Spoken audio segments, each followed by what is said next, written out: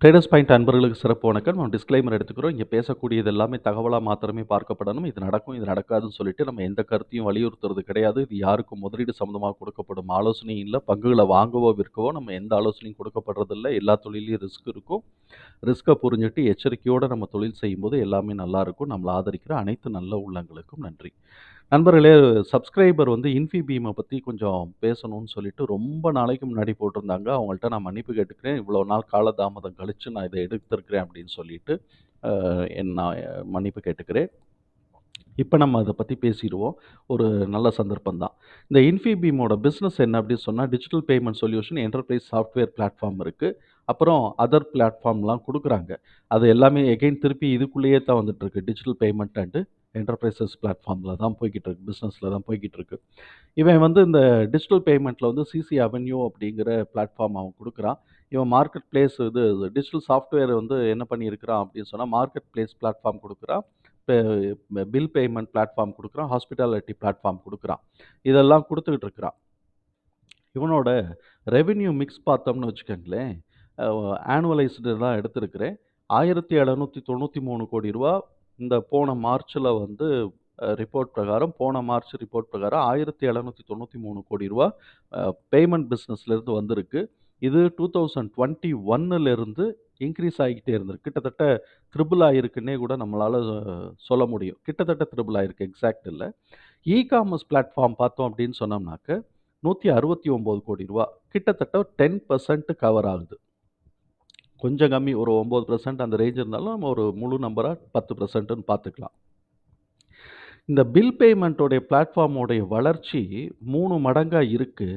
ஆனா, இது வந்து பார்த்தோம்னா, இ-காமர்ஸ் பிளாட்ஃபார்மோடைய வளர்ச்சி வந்து பார்த்தோம் அப்படின்னு சொன்னோம்னாக்க, கிட்டத்தட்ட 3 மடங்கு இல்ல, 30% தான் வளர்ந்திருக்கு அப்படின்னு நம்ம சொல்லலாம். ஏன்னா 130,00,00,000க்கும் 170,00,00,000ங்கிறது ஒரு ரூ. 40,00,00,000 வருதா? 40,00,00,000ங்கிறது வந்து பார்த்தோம் அப்படின்னு சொன்னாக்க 1/3 தான். 1/3ங்கும்போது 30% கிட்டக்க இது வளர்ச்சி அடைஞ்சிருக்கு. ஆனா ஓவரால் கான்ட்ரிபியூஷன்ல 10% தான் இது கான்ட்ரிபியூட் பண்ணுது. இப்ப இந்த இவங்கள மாரி பிளாட்ஃபார்ம்ல இருக்கக்கூடிய பிசினஸ்ஸுக்கு வந்து எது ஃபண்டமெண்டலோ அது குரோத் ஆகணும். இது நமக்கு இங்கேருந்து தெரியறது, அவனுக்கு அது தெரியாதா? தெரியும். அவன் அதுக்குண்டான ஸ்டெப்ஸ் என்னென்னலாம் எடுக்குறாங்கிறத நமக்கு வந்து பார்க்கணும். இப்ப நான் ஒரு நியூஸ் பார்த்தேன். என்ன அப்படின்னு சொன்னா, இன்ஃபிபீம் வந்து கிட்டத்தட்ட வந்து ஒரு 20% ஸ்டேக்க வந்து யுஎஸ் பேஸ்டு எக்ஸ்க்ளூசிவோடத வாங்கியிருக்கிறாங்க அப்படின்னு சொல்லிட்டு. அப்படி வாங்கியிருக்கிறாங்கன்னா, கிட்டத்தட்ட வந்து ஒரு ரூ. 80,00,00,000 குடுத்து வாங்கியிருக்கிறான்.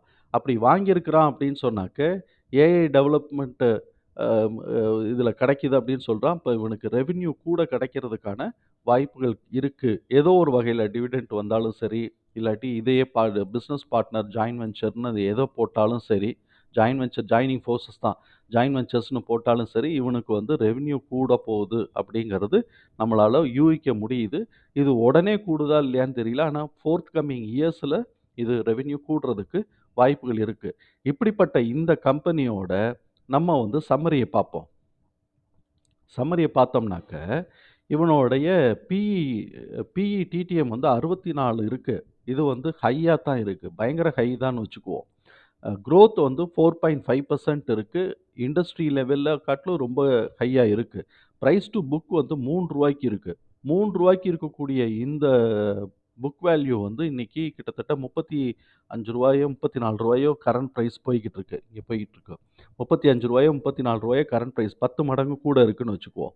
ஆப்பரேட்டிங் புராஃபிட் நல்லா எடுக்குறான். டிவிடெண்ட் வந்து ஏதோ ஒரு நெட்டையோ, குட்டையோ 10 பைசா குடுத்துடுறான்னு வச்சுக்குவோமே. நெட் ப்ராஃபிட் ரூ. 41,00,00,000 எடுத்திருக்கிறாய்ங்க. ஆப்பரேட்டிங் ப்ராஃபிட்டே ரூ. 67,00,00,000 எடுத்திருக்கிறான். ஆப்பரேட்டிங் ரெவென்யூ வந்து பார்த்தோம்னா, கிட்டத்தட்ட ரூ. 3,000,00,00,000 இருக்கு. நெட் ப்ராஃபிட் ரூ. 147,00,00,000 போன வருஷம் எடுத்திருக்கிறான். பேசிக் இபிஎஸ் வந்து 0.5ன்னு வளர்ந்திருக்கு. இதெல்லாம் வந்து இந்த கம்பெனியோட போன வருஷத்தோட கீ மெட்ரிக்ஸ். இப்ப இவனுடைய ஃபினான்ஷியல் எடுத்தோம்னா, முதல்ல ஆனுவலைஸ்டு ஃபினான்ஷியல் பார்ப்போம். ஆனுவலைஸ்டு ஃபினான்ஷியல் பார்க்கும்போது பார்த்தோம்னாக்க, ரூ. 1,800,00,00,000 இங்க இந்த ஜெனரலுக்கும் இதுக்கும் எப்படி வித்தியாசம் வருதுன்னு பாருங்களேன். இவன் என்ன பண்றான், இங்க வந்து கிட்டத்தட்ட ஆப்பரேட்டிங் ரெவென்யூ டிடிஎம் தான். ஓகே. டிடிஎம் தான். ஆப்பரேட்டிங் ரெவென்யூ டிடிஎம் தான் ரூ. 3,000,00,00,000 குடுத்துருக்கிறான். அப்ப இப்போ வரக்கூடியத காட்டிலும் டபுள் ஆகுறதுக்கான வாய்ப்புகள் இருக்கு அப்படின்னு நம்ம எதிர்பார்க்கலாம். டிடிஎம் வந்து டபுள் ஆகுறதுக்கு வாய்ப்பு இருக்குன்னு எதிர்பார்க்கலாம். இவன் வந்து மார்ச் மாசம் 23 2023 போன மார்ச்சுக்கு உண்டான ரிப்போர்ட்ல வந்து ரூ. 1,800 கோடி வளர்ச்சி குடுத்திருக்கிறான். ரெவென்யூ குடுத்திருக்கிறான். நெட் ப்ராஃபிட் ரூ. 145 கோடி குடுத்திருக்கிறான். டிடிஎம்ல இது எல்லாமே கூட போய்க்கிட்டு இருக்கு. அதனால நம்ம வந்து ஃபர்தரா வளருது அப்படிங்கிறத நம்ம எடுத்துக்கலாம். இப்ப இவன் வந்து என்ன பண்ணியிருக்கிறான், இன்ட்ரெஸ்ட் ஒரு ரூ. 2,00,00,000 குடுத்துருக்கிறதா சொல்லியிருக்கிறான். ஆனா கடன் வந்து ரொம்ப இல்லாத கம்பெனி, ஆல்மோஸ்ட் இல்லாத கம்பெனி. இதோட வளர்ச்சி பார்த்தோம்னாக்க, எங்கேயோ ஒரே கேண்டில்ல எங்கேயோ போயிருச்சு. எல்லாம் நெட் ப்ராஃபிட். சரி இவனுடைய குவார்ட்டர்லி ரிசல்ட் பார்த்தோம்னு வச்சுக்கங்களேன், அதுவும் குரோத்லயே தான் இருக்கு. அதுவும் குரோத்ல தான் இருக்கு. போன தடவைய காட்டிலும் இந்த தடவ கிட்டத்தட்ட வந்து ஒரு ரூ. 120 கோடி செப்டம்பர், டிசம்பர் வந்து எடுத்திருக்கிறான். ரூ. 120 கோடி எடுத்திருக்கிறான்.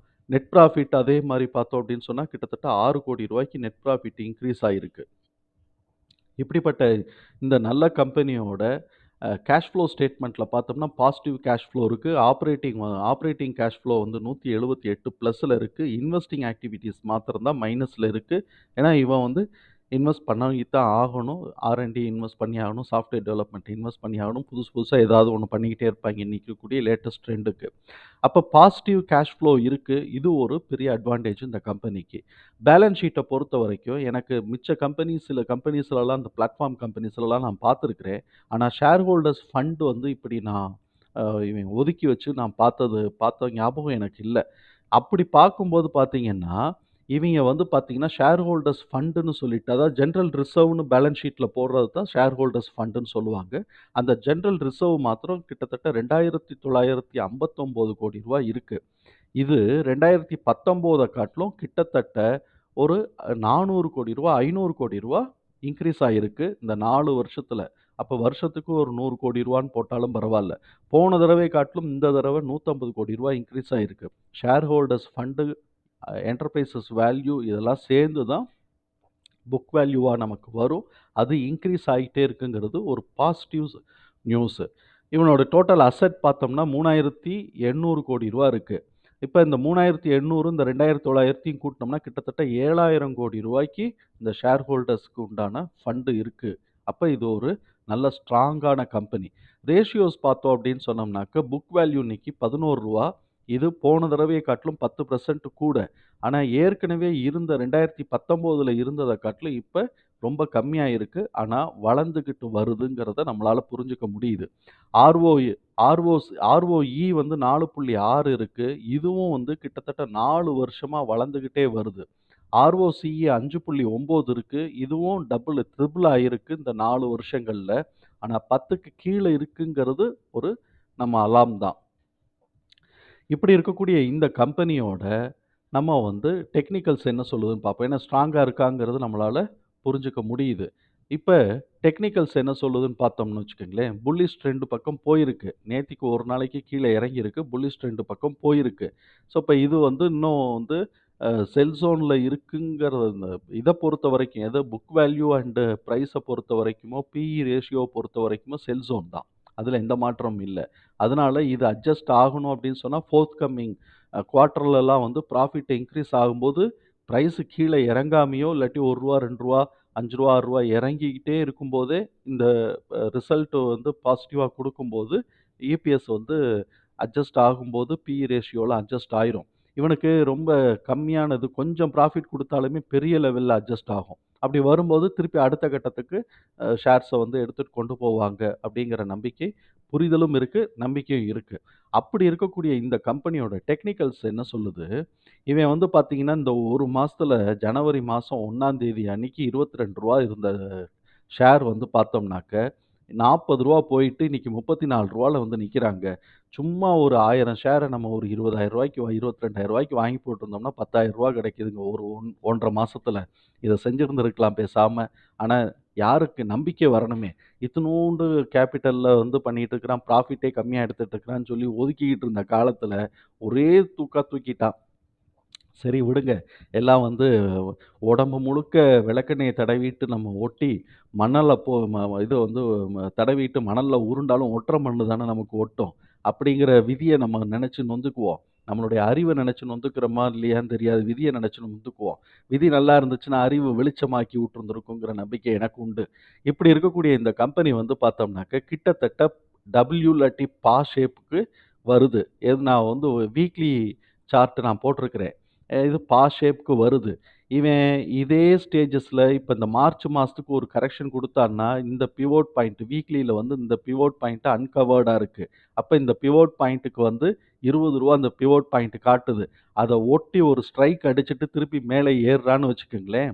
மேல ஏறுனான் அப்படின்னு சொன்னா, இந்த ப்ரீவியஸ் ஹைய உடைச்சான் அப்படின்னு சொன்னா, அந்த சைடு ரூ. 93 போறதுக்கு வாய்ப்புகள் இருக்கு.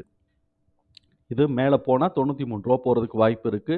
சப்சிக்வென்ட்டா அவனுடைய குவார்ட்டர்லி ரிசல்ட் இதுவரைக்கும் நல்லா இருந்திருக்கிறதுனால, இவனுடைய குவார்ட்டர்லி ரிசல்ட் நம்ம வந்து பார்த்தோம் அப்படின்னு சொன்னா, இதுவரைக்கும் நல்லா இருந்திருக்கு. எல்லாமே பாசிட்டிவாவே போய்க்கிட்டு இருக்கு. இதுவரைக்கும் அவன் என்ன பண்ணியிருக்கிறான், 27, 35 கிட்டத்தட்ட வந்து 62, 62 ஒரு 4 நாள் கிட்டத்தட்ட ரூ. 100,00,00,000 இப்பவே குவார்ட்டர்லி ப்ராஃபிட் எடுத்திருக்கிறான்.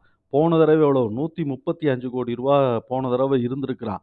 இப்பவே இவன் வந்து கிட்டத்தட்ட ரூ. 100,00,00,000 3 குவார்ட்டர்ல கடந்திருக்கிறான். அப்ப இன்னும் ஒரு ரூ. 40,00,00,000 எடுத்தான்னாக்கா, போன வருஷத்தோட இத வந்து பீட் பண்ணிட்டு போயிருவான். நெட் ப்ராஃபிட்ட பீட் பண்ணிட்டு போயிருவான். 10% போன தடவ காட்டிலும் மார்ஜின் கூடியிருக்குன்னு சொன்னாலே பெரிய விஷயமாச்சு இல்லையா? அப்படியெல்லாம் கூடுச்சுன்னா சொய்ன்னு ஏத்தி விட்டுருவாய்ங்கங்கிற நம்பிக்கை எனக்கு இருக்கு. இத பார்க்கும்போதே சந்தோஷமா இருக்கு. விலையும் கம்மியா இருக்கு. மேல ஏறுறதுக்கும் வாய்ப்பு இருக்கும்போது, நமக்கு வந்து கொஞ்சம் போட்டு வைக்கலாம் அப்படின்னு ஒரு ஆசையும் வருது. அந்த கேட்ட சப்ஸ்கிரைபருக்கு ரொம்ப ரொம்ப நன்றி. அத நான் சொல்லிக்கணும். நான் ஏற்கனவே லேட் ஆக்கினதுக்கு நான் வருத்தம் தெரிவிச்சுட்டேன். இப்ப வந்து இப்படி ஒரு ஸ்டாக்க அவங்க சப்ஸ்கிரைப் இது பண்ண ரெக்வெஸ்ட் குடுக்கலைன்னா, நான் இத பார்த்திருப்பேனாங்கிற நம்பிக்கையே எனக்கு இப்பதான் அ இல்லாம இருக்கு. அதனால அவங்களுக்கு நன்றியும் சொல்லிக்கிறோம். நண்பர்களே, தகவல் நமக்கு வந்து பயனுள்ளதா இருந்ததுன்னா, சங்கருக்கு ரொம்ப சந்தோஷம் தான். சந்தோஷமா இருக்கு. நம்மளுடைய நண்பர்களுக்கும், அன்பர்களுக்கும் ரொம்ப ரொம்ப நன்றி. வாழ்க வளமுடன்.